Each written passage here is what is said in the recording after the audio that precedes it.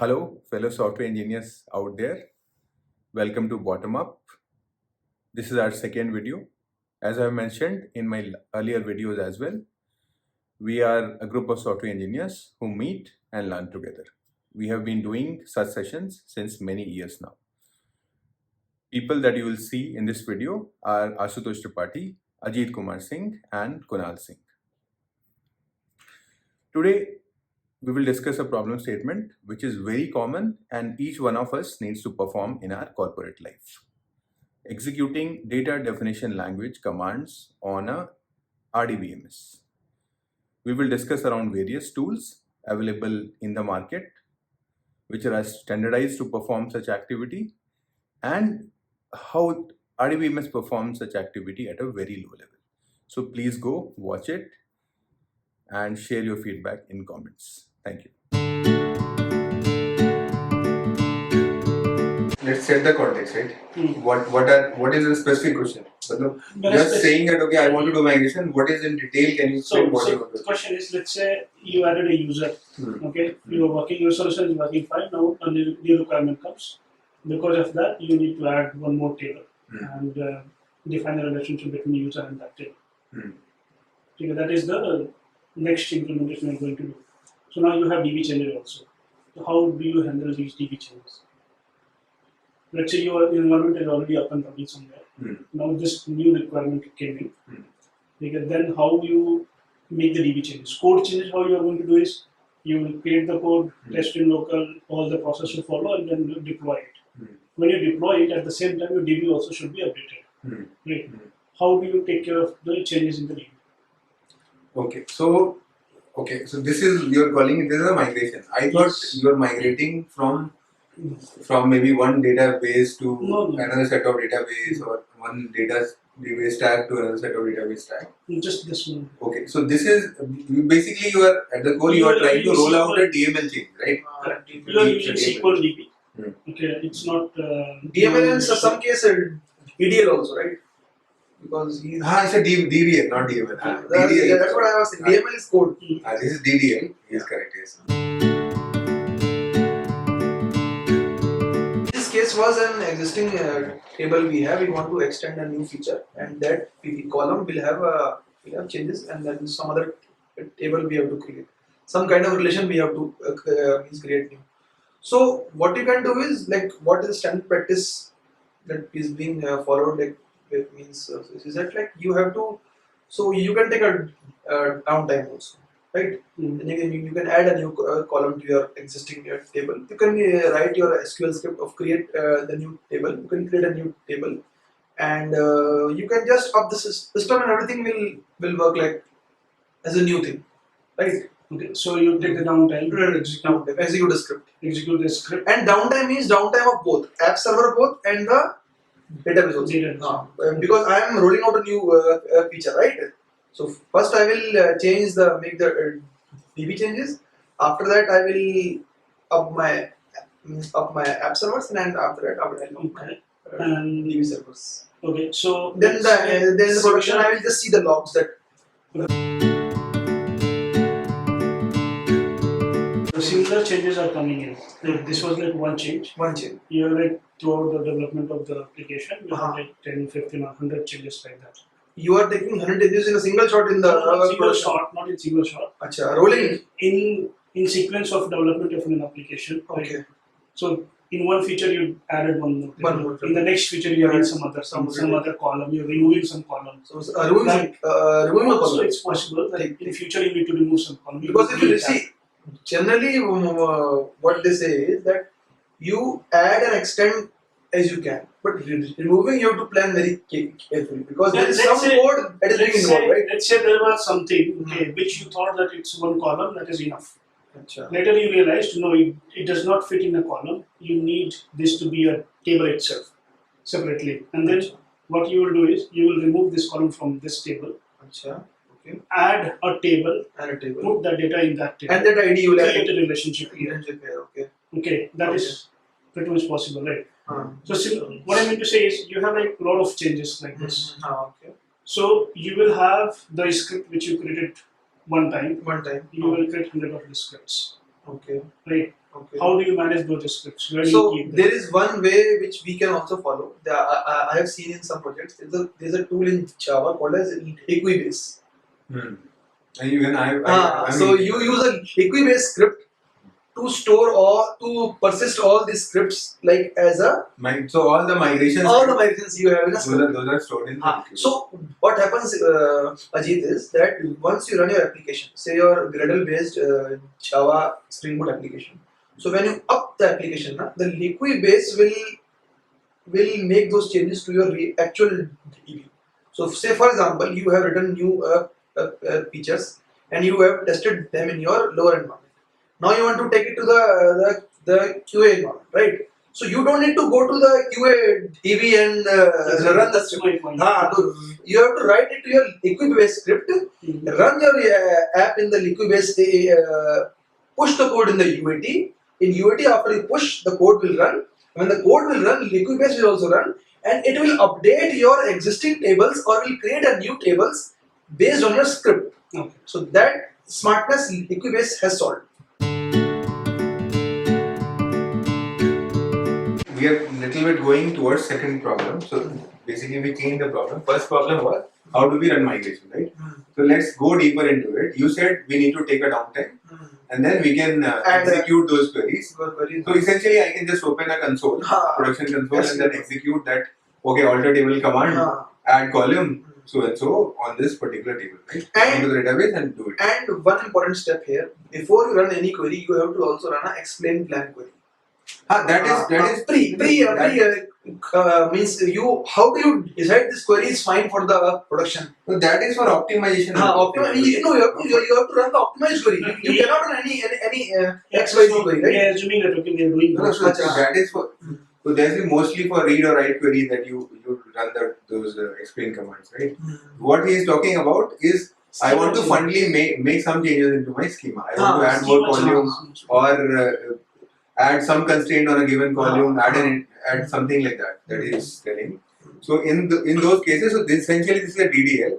So one thing could be, as I said, right, going to the fundamentals could be as simple as just logging to the production, and then. But the problem which you highlight in the second thing, how do you know, right? What are the set of changes that you have executed? Right, so that he mentioned that we can use Liquibase, and I think there are other Ruby also had I think some gems where you can store the migrations. And then you can, once you send those migration to production database, it will execute there automatically. And then your table. So one is, and I think we have all seen this in our in Hibernate also we have seen this, right?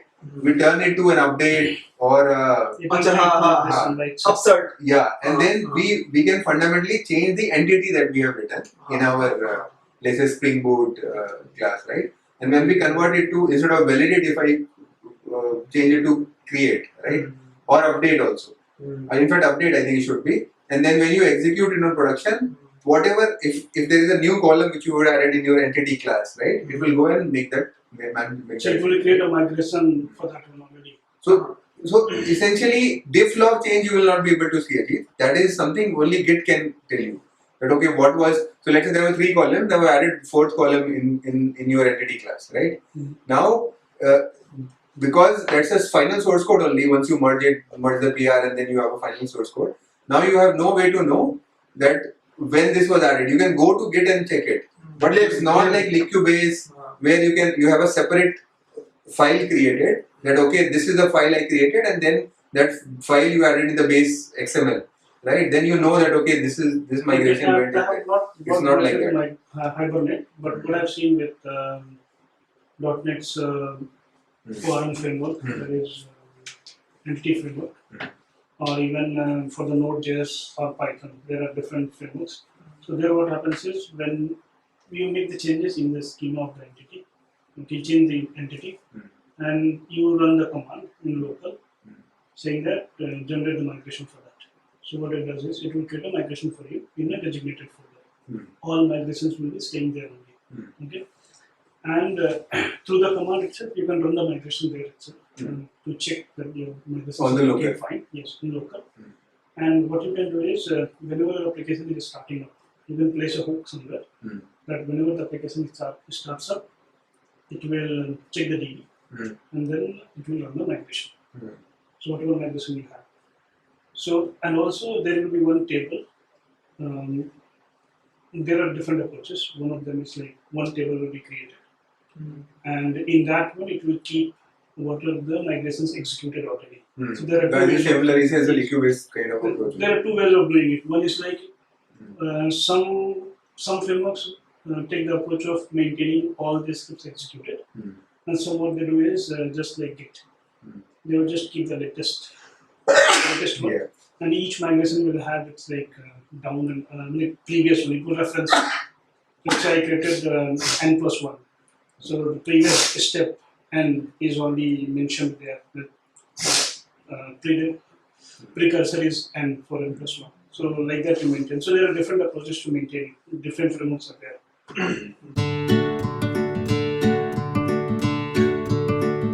So now in this one, this is fine when we are doing doing it and everything went well. Okay. What happens if something went wrong? What do you And mean? What do you mean wrong? This wrong is have to be specified. And then you need to roll it back, the changes. Because of whatever reasons, you have to roll it back. Then how do you mean that? So it's a very straightforward thing. See, everything you add, right? So there is a revert query, right? If you add an index, there is a drop index. If you add a column, there is a drop column. Fundamentally, If you add a column value, you can remove a column value. Anything you do, there is a revert query in the SQL. So basically, As far as SQL is concerned, most SQL we have to check that they also have revert queries. migration change, schema changes actually. There is In some cases, NoSQL also has schema, but Mostly you don't need migration scripts. So those same queries, if I am taking a downtime like my first approach, so I will run those. So whenever you generate a migration script, you will have up and down both. So when you do up, the up method will execute. When you say downgrade, then that second method will execute. And down method will have your revert scripts, right? Revert scripts, exactly. What you say. Status revert script. Correct. Let's say you want to just downgrade one step. So you say downgrade one. There could be different commands. So in SQL Alembic, it's like Alembic downgrade one. So it would downgrade one step. If you say Alembic downgrade 3, then it would downgrade 3 steps. If you want to upgrade, you just say Alembic upgrade head. So it will just take you to the top. So that way you do that. So it's like when you have problem, like you want to revert it back because of XYZ reasons. So you have down script for that.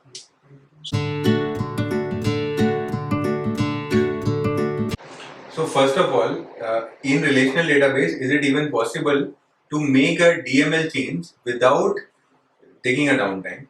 Why I'm saying is DDL change. DDL change, yeah, sorry to correct again. Now, what you are saying is there are live queries happening on that table. Both read and write live queries are happening already on the table. Now, let's say for instance, I want to add one column there, right? So,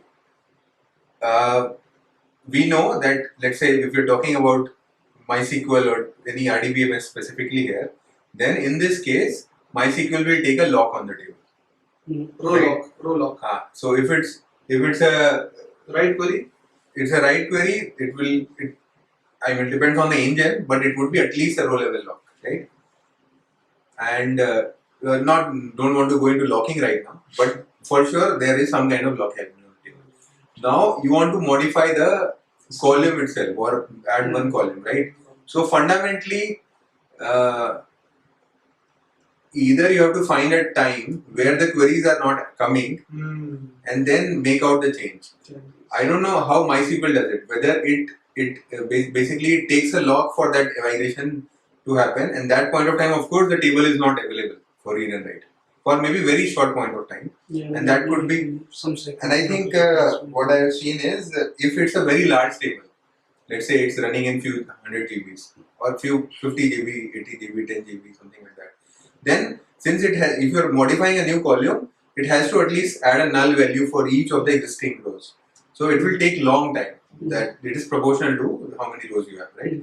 Now, if you are doing that, then definitely already established that it will take a lock. So definitely, I think there would be some downtime not so. I think when Ashutosh said downtime, he was very conscious that I will call out to my stakeholders, which we also used to do. All the users of our application, we will tell them our application will be down from 11 to 2 p.m. and because we are doing some kind of migration and it will be down within that period of time.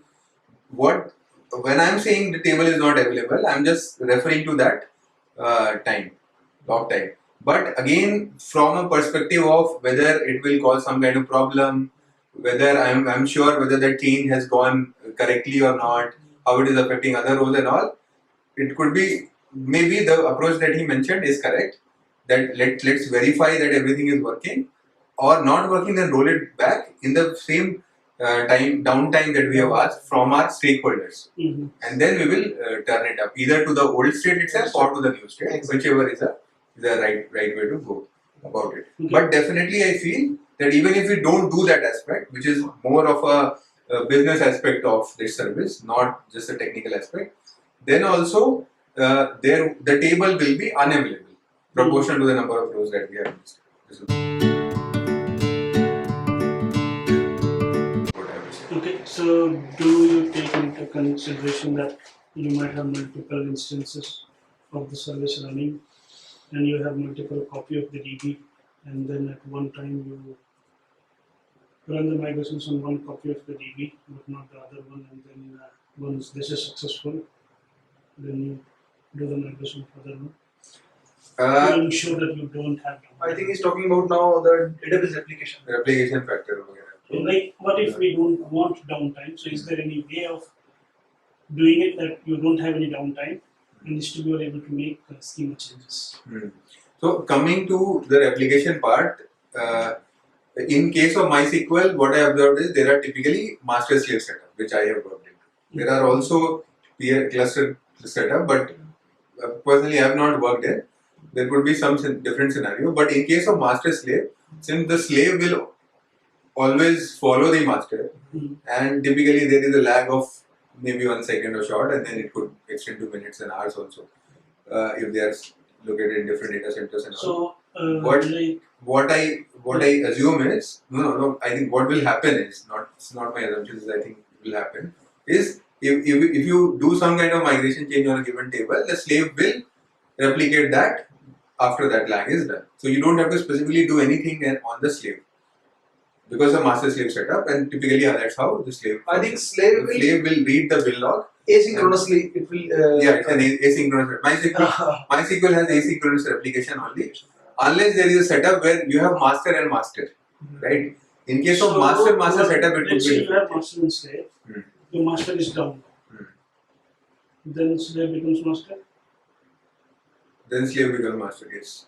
So you take the master down. Okay. Still your slave is there. So it will continue your application running. Upgrade the master which you have taken offline. Okay.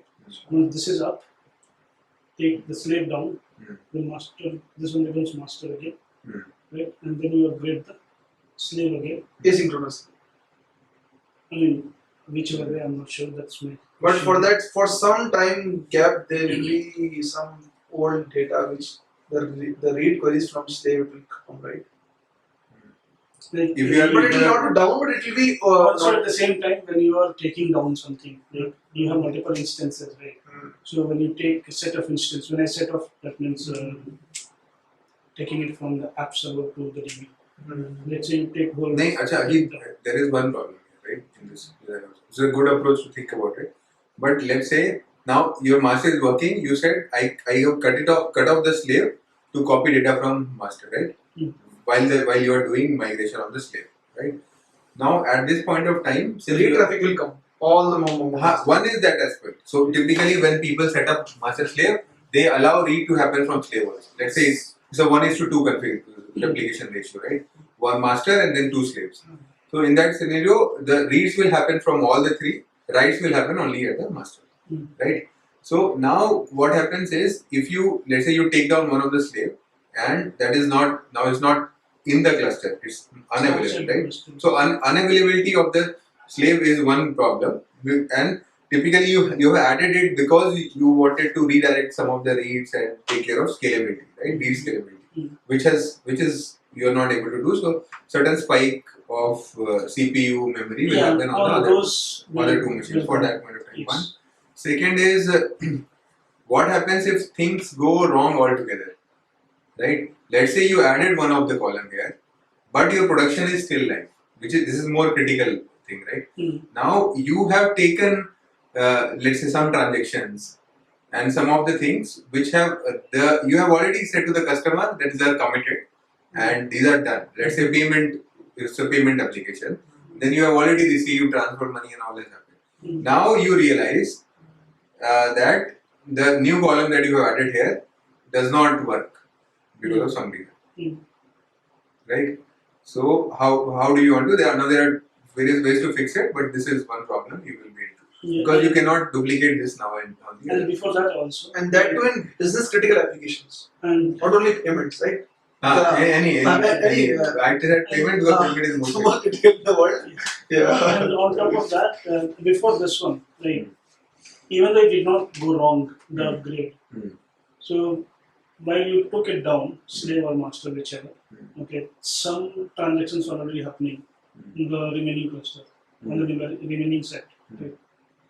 How are you going to transfer that data? How are you going to sync that data? That will be there. So okay. Because now the schema is different. That answer This is I have. another problem because That answer I have. I have. Can you just connect this slave and let it copy the data from master? Now this depends on whether your migration was backward compatible or not. If it was backward compatible, then it can of course copy the remaining. Once it is back into the cluster, it will start copying the data from the master, right? Copying everything, not just data. It will start. We can have both the cases. Like there will be some changes where you can work without taking any downtime, but there will be some changes where downtime will be needed. It's compulsory. So in that case, we have to take the downtime. So but at least we avoid some of the downtimes by this way. See, the crux is You are concluding it now, right? so I'm just concluding. I'm just saying the crux of this whole discussion is that whatever migration you do, you should have a backup plan as well. If your migration fails, how gracefully you can revert back your database to your original state, so that it doesn't affect your existing customers and existing use cases. That should be a prime objective. And also these things like should not be manual. Like it should be maintained. Not like someone goes and execute the script there. Even higher because that has chances of causing unexpected errors.